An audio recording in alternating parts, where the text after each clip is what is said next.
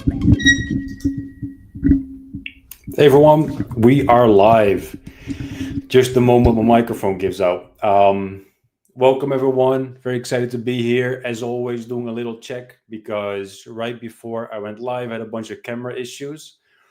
That's always exciting. So just making sure everyone can see me, hear me, um, and let me then have a look at the comments. So if you're watching this on LinkedIn, you can drop a quick comment. On YouTube, I think I'll be able to see them as well, as same as on Twitter.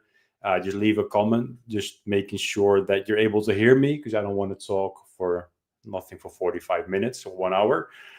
And then when everyone is here and can see and hear, then we are good to go. So I appreciate it. 2K investing.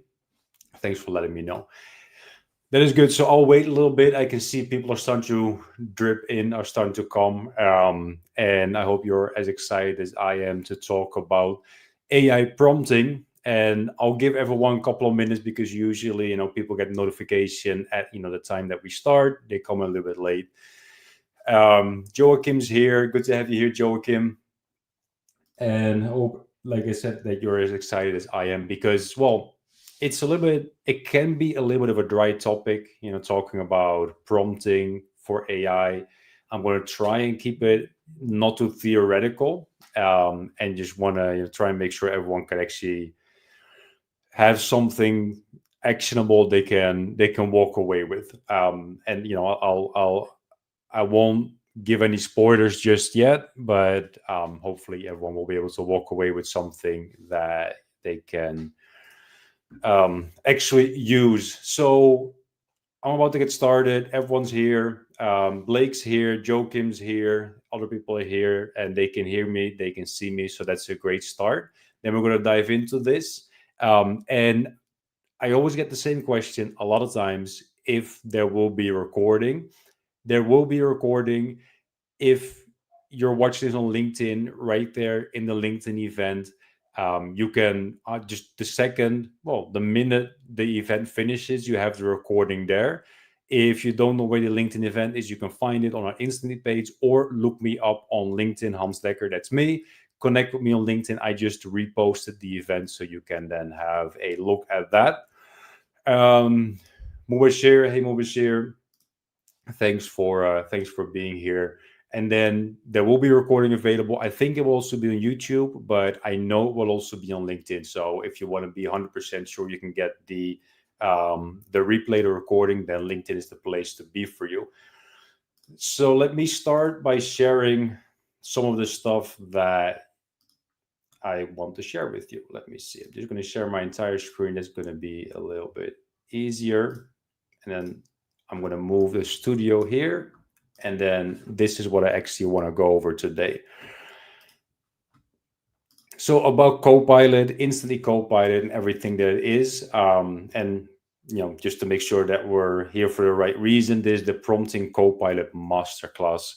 Masterclass putting a lot of pressure on it, but hopefully you'll be able to learn something here. Now, for those of you who haven't tried Copilot yet, I'm just going to do a quick refresh, quick recap, what it is, what it does, what it doesn't do. And then we're going to dive straight into frameworks, prompting, etc. Now, Copilot is your AI Copilot for your Instantly account. And for those of you who haven't tried it, it sits right there in your Instantly account. We're going to actually dive into it around the end of this webinar and actually do some practical stuff with it.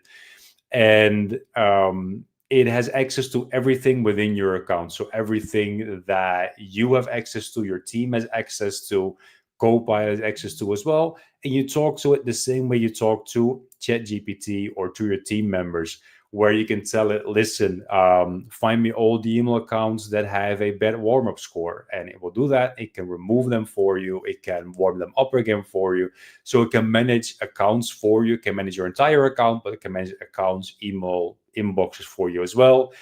It can generate playbooks. All you have to do is you drop in your website or the website of a client if you're in an agency, and it will generate a playbook. It will create ICPs.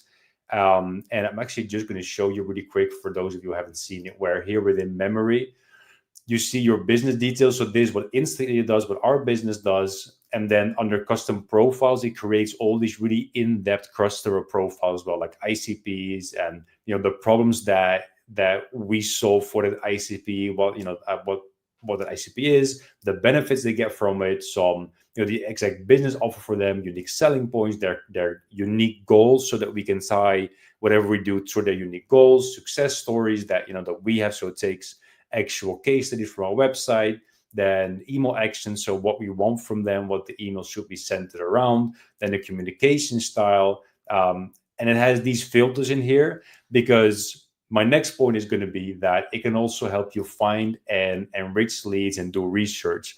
Now, it can do so either on the web or within instantly, or both. What you can do, for example, you can say, hey, my ICP, build me a list of 1,000 decision makers and add them to a new campaign, write a sequence for it and launch it. And it will do that, couple minutes, you're good to go. You can also say, imagine that you sell, I don't know, anything around cybersecurity. You can tell it, go online, find companies that have issues, maybe a data breach, or they've been in the news negatively around anything cybersecurity related. Then from those companies that you found, find me their CTO, their CEO, find their email, add them to a sequence. So it can do all that, it can do the research, the enrichment, everything else just based on that playbook that it generates, which is just really, really cool and really helpful. And it writes sequences, which is why we're here today. So it writes sequences, and um, it does that good. So it's good at writing. We've trained it based on what we see works, right? So it'll write solid sequences. You can tell it, a little bit shorter, a little bit longer, but the sequences, generally speaking, are good based on best practices of what we see works. And it will write better than most people, to be honest, because it's difficult to write good cold emails, and we have the benefit of having access to a lot of data, so we can train these models.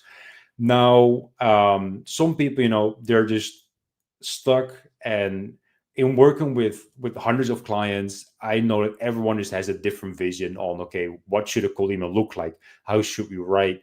What should our language be? What should our wording be? All of that. That's different for everyone. And maybe you're just stuck and you're not sure, okay, should I say this? Should I say that? And you have no idea what actually performs. Today, we're going to hopefully fix all of that. Now, that's a big promise, but I'm pretty excited. So we're going to actually fix that using frameworks, AI, and using Copilot to just make sure that we have the right frameworks, prompts, etc. in place to help you get messaging and sequences that you're happy with based on what we know performs. So for that, we have to talk a little bit about theory. So what are, frameworks, and how do we use them?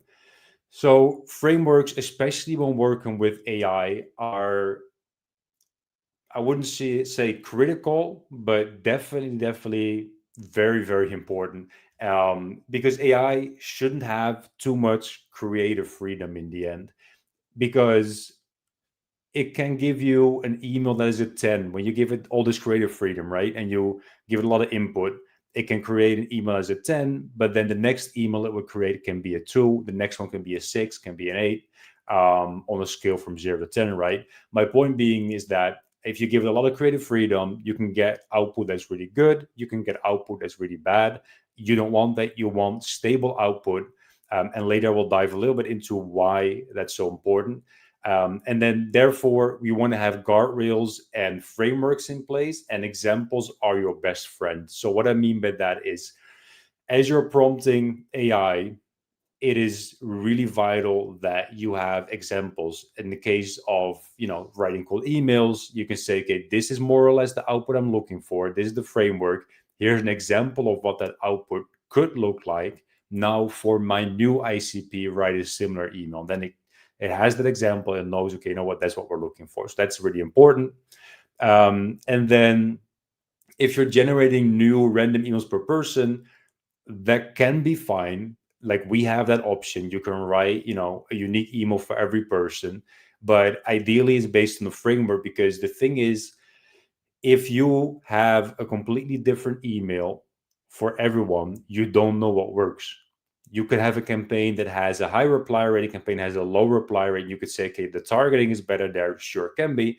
But ideally, okay, we have framework A, template A that has a 2% reply rate. Then we have template B that has a 4% reply rate. Now we know this type of framework works better in our case for our use case. Let's take that, we kill the other framework, and we just go with the one that we know performs, make some tweaks here and there, and then we arrive at a new framework, a new sort of template that we know works based on what we've tested.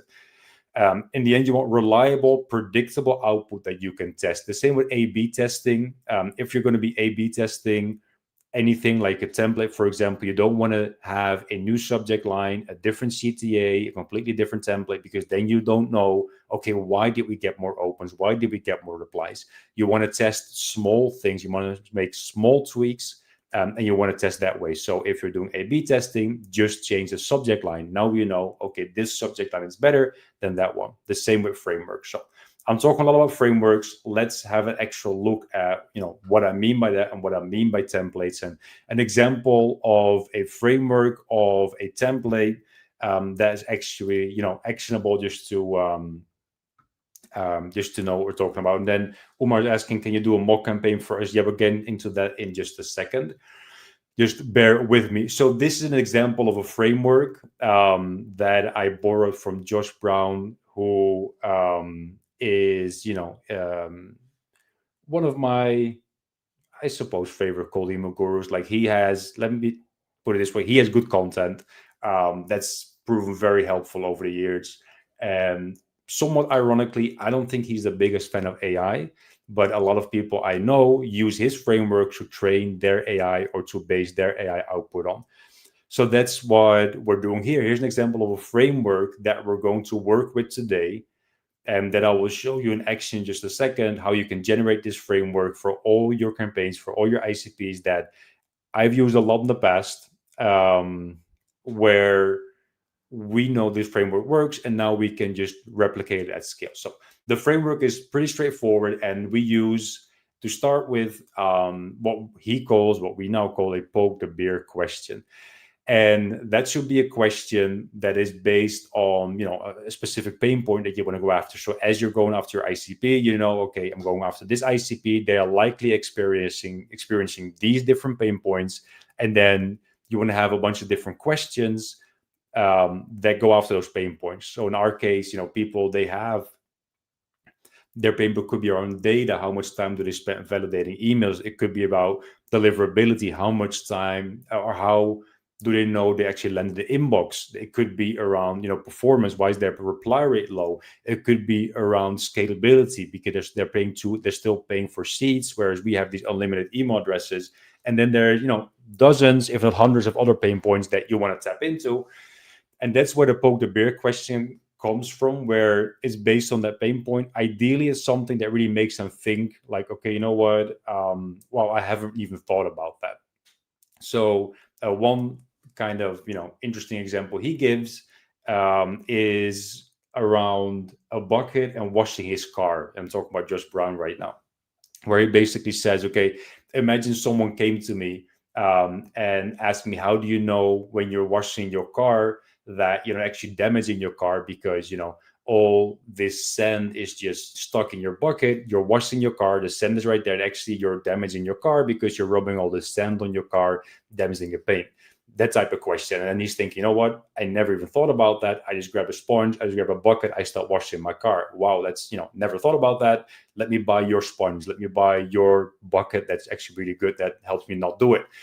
So ideally, it's something that, it's a pain point or a problem that they're almost maybe not even aware of. In this case, for example, how do you know your SDRs aren't spending too much time manually validating emails? In some cases, people don't even know there's an alternative, right? And that is that poke the bear question. They open the email, they read that question, they're thinking, like, crap, okay, yeah, how do I know that? How do I know my SDRs aren't actually spending too much time on that? And as with everything, that first line has to get them to the second line, as to sell that second line. That second line is where you quantify the pain ideally, but it can be a statement as well, just a general statement. But the most important thing is that it directly relates to the poke the bear question, so the question that you ask. The same for the solution that you're presenting. So let me and I can show you in a second what a bad example looks like. But it's talking about a bad example. So how do you know your SDRs aren't spending too much time manually validating emails? We have a solution that's not seat based, but you can actually add unlimited inboxes and use AI to personalize emails. Those two things are not related. You want to make sure, and we're actually prompting for that in this, lecture, masterclass, webinar, whatever you want to call it. We're actually going to prompt for that, making sure that AI also understands that, okay, I have this playbook. Copilot has this playbook, has all this knowledge about our company, all these different problems that we solve and that our ICP has, but it needs to make sure that we ask a question, we then quantify the pain or have a statement, it has to relate to that, and then the solution that we present also has to relate to that. So you want to make sure that when you're writing or when AI is writing, it doesn't just mix everything together, like throw it in the blender and have you have all these different pain points and value propositions that don't really relate and that don't really mix or blend well together. And then there's the optional social proof. So you name drop a little bit. Again, that is completely optional. And then a low friction CTA. So that's ideally a binary question that can be answered by yes or no. So would it be helpful if you receive this or that? Would you like to see how others are solving it? Would that be worth a quick chat? So that's an example of a framework. Then let me see. It's not letting me go to the next slide. Now it is.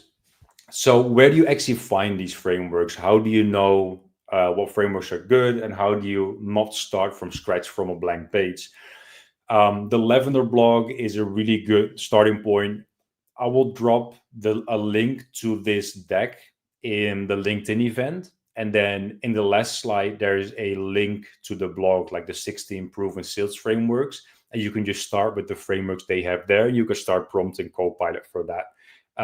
So there's that. Josh Brown's content, Eric Nauslowski, your favorite influencer. There's a few others I can think of that they have, these frameworks that they present. And I'm not saying that you should go out, find a template and use that. That's very 2015, I suppose. Best cold email template is what people would look for. But you want to look at, okay, why do they go with this? How does it work exactly? And how can I make this my own? And then turn it into a framework. And that is what you want to prompt AI with, so that it can replicate the idea behind it and not just, okay, here's a template and I'm just going to start selling this template. But obviously, the best source for frameworks are your own previously good performing campaigns. So maybe you were doing all of this manually. You were sending, not necessarily manually, but you were writing emails, writing your own sequences, and you have all that data. That data is just really helpful. And you can start looking, okay, which type of email did I use to send that got good results? Then you grab those emails, you start thinking, okay, how did I think about putting this email together? And how can I turn this email into a template / framework, right? So how can I say, okay, I have an email that I wrote, what is this, okay, a question, but what type of question did I ask here? Is it a, pain point related question? Is it, a thought-provoking question, different type of question? And just, name that and just put your own framework together, write your own frameworks based on what was working for you in the past. And that's how you put your own frameworks together. You can find them, again, starting from scratch with a blank page can be challenging. So these are really good places to find frameworks. And I'll also share a couple of frameworks with you in this same deck that I'm sharing the LinkedIn event. Then you can have some frameworks that I've been working with that have borrowed from others, put my own twist on it, and that we can start using. Then quickly diving into one question. So Dennis asked about an EndNote session. That is definitely coming, either a course or a webinar. We'll keep you posted on that.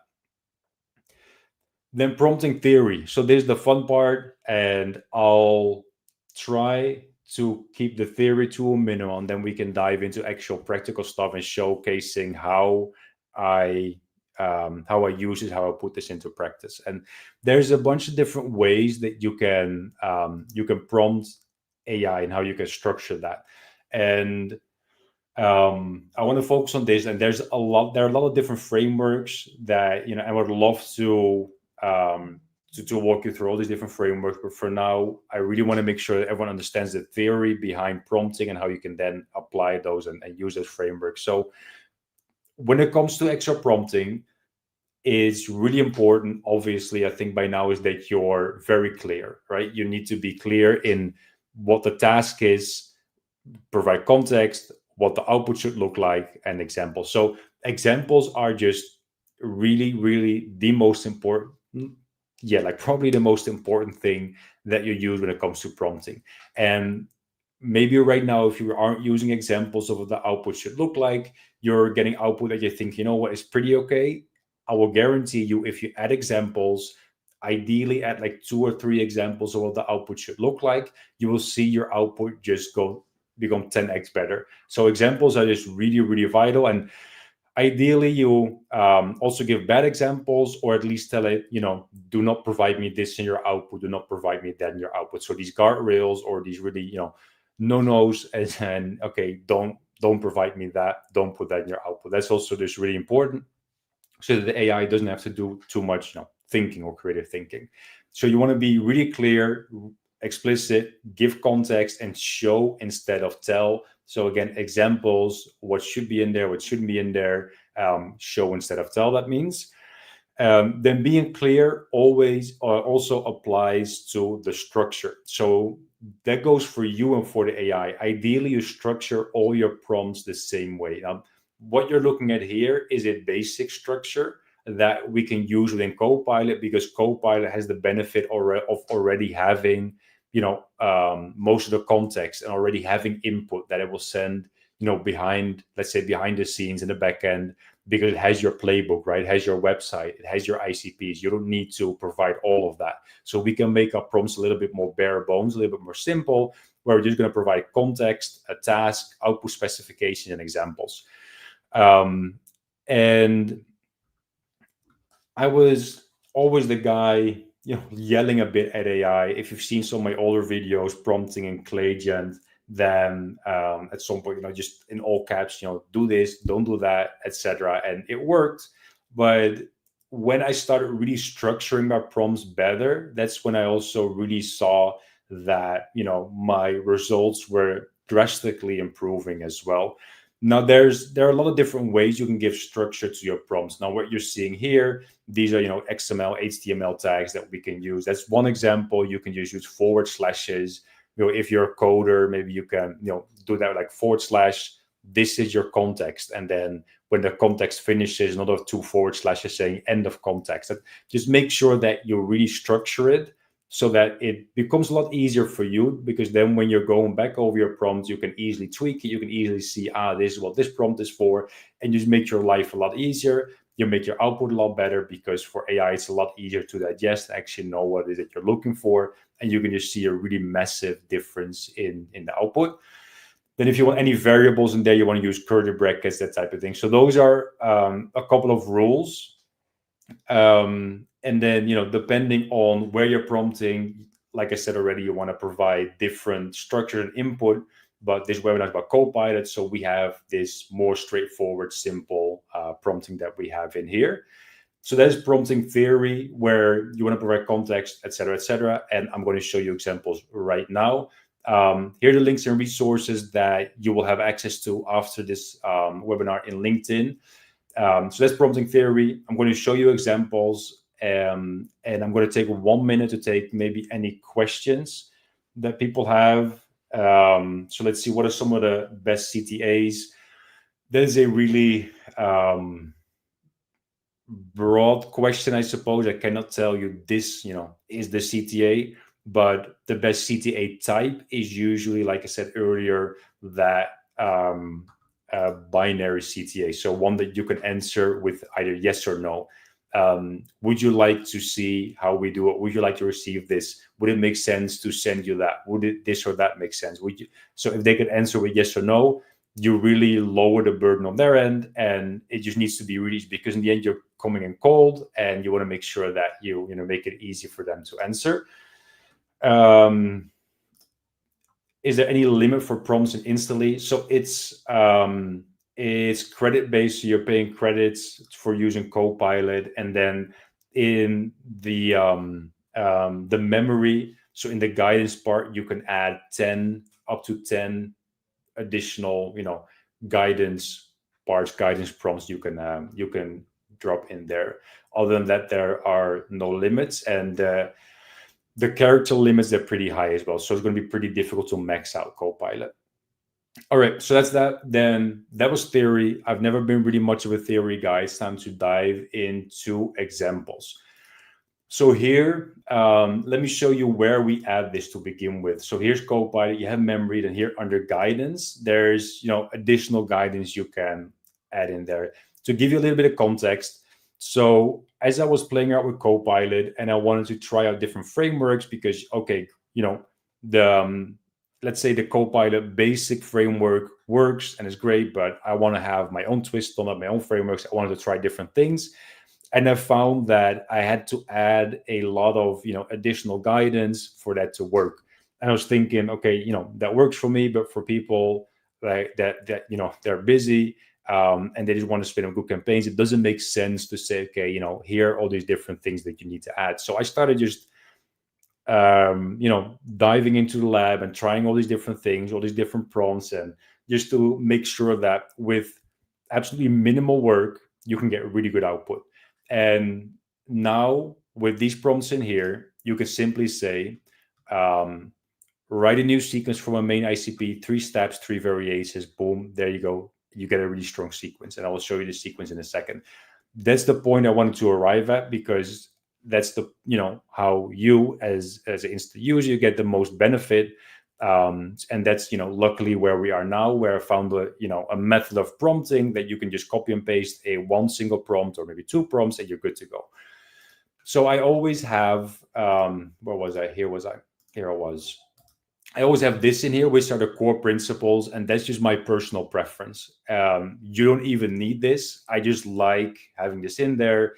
It's just a prompt that I've built over time with, just good output and how it should write and the length of emails. You can just really simply have a tiny guidance prompt saying, make your emails no more than 80 words ever, and save it. That's it. I've made mine a little bit bigger. You get access to this prompt as well. It's a little bit like I'm repeating a lot, as you'll see. So there's a lot of in here that you'll also see in the other prompt. So this is a little bit, redundant, but I just like having this in here. If you remove it, your output will be really, really solid. And again, if you want short emails, just say write short emails, max 80 words, and you're good to go. Then looking at the extra prompt. So this is the prompt that you can see here. I was still, grabbing some parts from my past self where I was yelling at AI using all caps, and this is no longer necessary, but it's in there. I kept it in there. And this is the ground framework, the one that I showed you earlier, right? So we're talking about this framework right here, the Josh Brown, poke the bear, quantify the pain, present our solution, and then a low friction CTA. As you can see here, here it says context. So we're providing context of what this framework is. This is our go-to cold email framework. This is the structure, and there's a little bit of background. So providing the context there.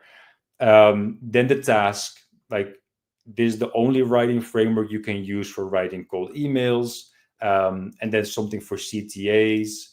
And low friction CTAs only, just to make sure that it gets that right. That is a task. So we have the context, this is the framework, there's the structure of the framework, and I could even make this a little bit more clear, but luckily later I'm giving examples so it knows what to do. The context, this is the task, use that framework that I just gave you to write cold emails, and then output specifications. So the difference between output specification examples is that in output specifications, you're giving a little bit more rules and saying this is good, this is bad, this is what more or less what the output should look like. And like I said, that's a little bit of repetition of what I had in the other prompt. So that's one of the reasons why you can leave the other prompt. You can, in theory, just use this one prompt and you're good to go. You have a new writing framework it will use for you. But here I'm driving home the part that I mentioned earlier, where you want to make sure that you have your poke the bear question, but whatever you say below that, that second line, that third line has to relate to that poke the bear question. And that's what I'm driving home here in the output specification, saying that, we want to make sure that we tie it together. So when we have that, we want to make sure the question we ask in the first line is followed by direct benefit or value proper outcome that solves that question, that relates to it. Then a good example, bad example. So a couple of additional examples, good openers, bad openers. So I'm just specifying the type of output that I want to see. You can do this with bullet points. You can do this in different formats. I just, put together a bunch of different prompts that I had that I know worked. And this is what my output specification looks like. Then giving it more, bad examples, good examples of what output could look like, just to make sure that it's using, let's say, easy, basic language and not using too difficult of language. So that is the output specification. Giving another bad example, because here it says, how do you know your sales emails are landing where they should? We built a platform that connects unlimited email accounts and use AI to personalize outreach. So that is not good. That's a bad example, because it's bad because the question is about email deliverability. The second line is about connecting unlimited accounts and personalization. And the third line is about inbox placement again. So this is very important to understand, and you're making sure that the AI knows about that. And then actually diving into examples. And this is, like I said earlier, probably the most important part of whenever you're prompting, whenever you want to try and have it provide you with a really specific framework. Okay, I found this framework from Josh Brown. I really like it. This is the one I want. Give it examples. So you personally, you write what you think is a phenomenal email. You take 5 minutes to write like 1 or 2 emails that you think are really good. Like you take a, fictional company, a fictional use case, someone you're reaching out to, and you're saying, you know what, I'm going to write what I think the email, like what would be a 10 out of 10 email based on that framework. And again, you have the framework, and that makes it a lot easier for you to write that initial template, right? And then you drop it in here and say, okay, this is a 10 out of 10 email. This is what it should look like. And then it has that, has that structure, and it knows, okay, you know what, this is what it should look like. And maybe give it some optional variations. But another example, ideally you have at least 3 examples, then you're usually good to go. So I have 2 examples in here. Ideally you have 3. So you have this prompt, you take this prompt, you select everything. As you can see here, it's clearly structured, so that makes it really easy for me to see, okay, I want to update some examples, I want to add examples, good, this is where I go. And this sort of goes back to that A/B testing example that I gave earlier. The same works for your prompts. You want to test different prompts. You want to test different structure. You want to see, okay, if I add this example, does my output get better? If I add this output specification, does my output get better? If you just really clearly structure your prompts, you're making that a lot easier for yourself and for the AI to be able to say, okay, I'm actually going to tweak and optimize my prompts. And just having that clear structure makes it a lot easier, and that way you can actually start playing around with it and just take your prompting game a bit more serious and actually start building prompts that actually become assets. Because we're in that, and not to get too off topic here, but hey, we're talking about prompting, but we're actually living in that era where your prompts and prompting is an asset, is a skill that is just really massively valuable. So you want to start building out your own database of just clearly structured prompts that you can reuse.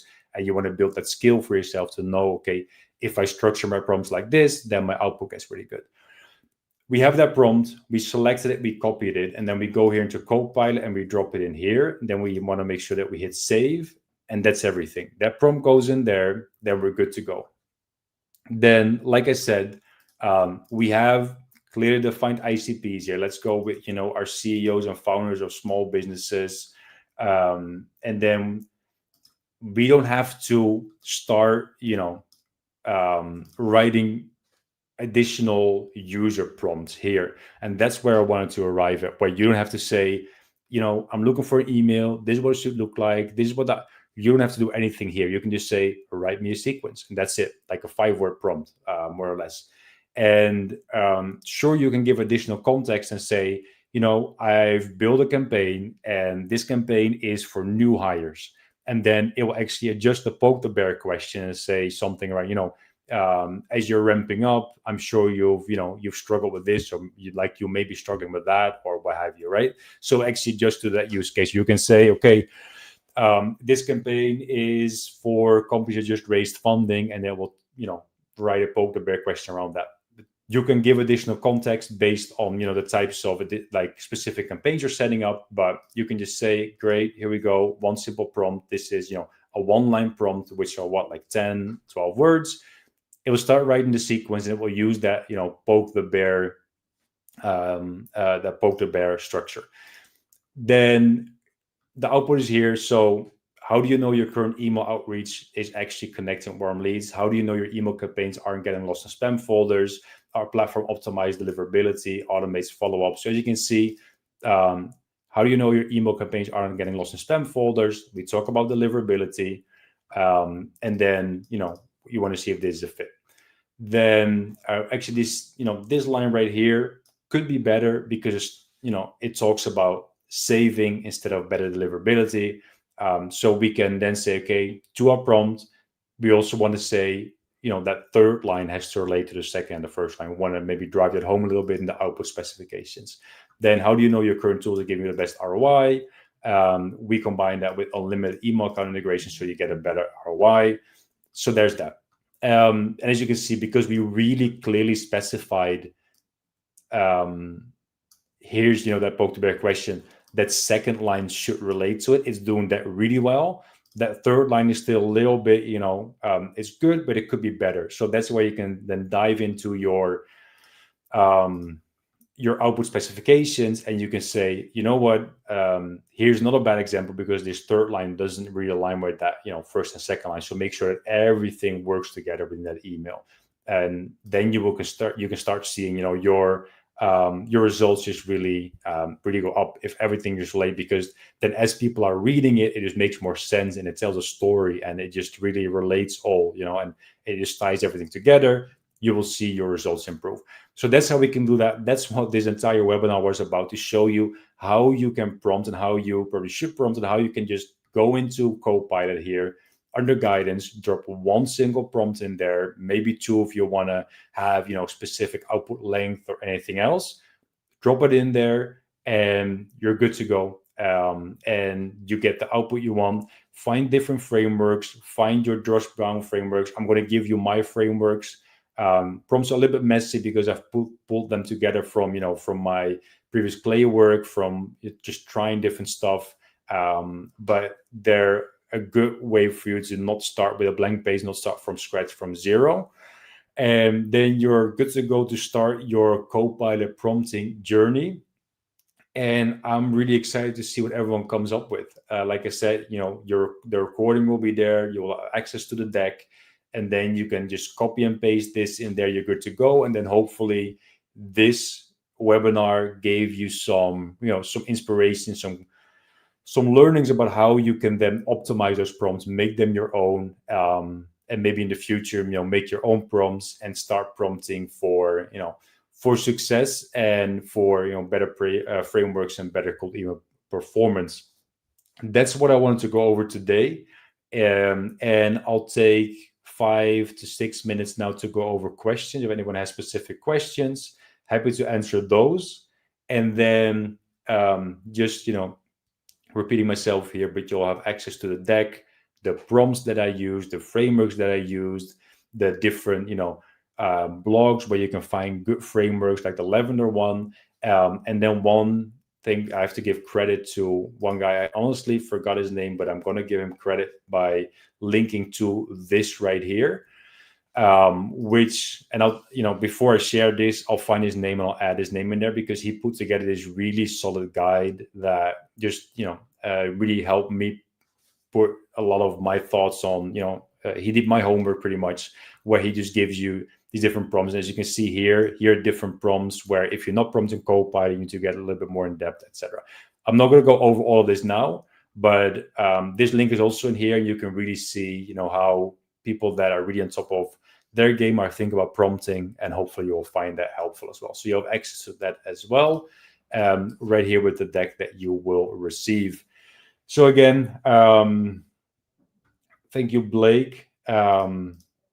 If you don't have any questions, then I'll be signing off soon, but I'm going to give everyone some time now to ask any questions that you may have. And Blake, thanks for showing up.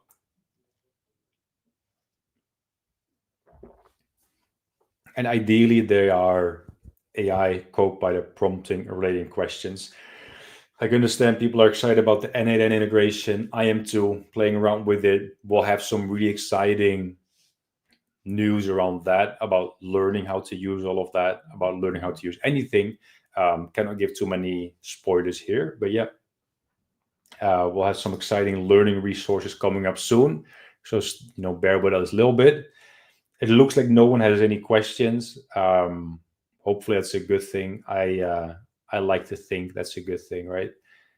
But I'll give everyone a couple more minutes, and then I'll add the person who made this really cool prompting guide. I'll add their name to the document. I'll drop the document, everything else in the LinkedIn event. So if you're watching this on YouTube or Twitter, Facebook, where have you, then just head over to LinkedIn, make sure that we're connected, because I want to connect with all of you, and then you can find the resources there. So it looks like no one has any questions, which is completely fine. If you do have any questions after this webinar is over, or maybe you're just catching the replay and you have questions, then drop me a message on LinkedIn. Then happy to answer any specific question about this specific subject right here. Yeah, and you, Blake. Blake is telling us he's signing off. Have a good one. I'm happy that you were here. If we're not connected on LinkedIn, make sure that we are. Then everyone else, thanks for showing up. Thanks for listening a bit to me about prompting theory. I hope was helpful. And then we'll see you in the next webinar. Have a good one, everyone.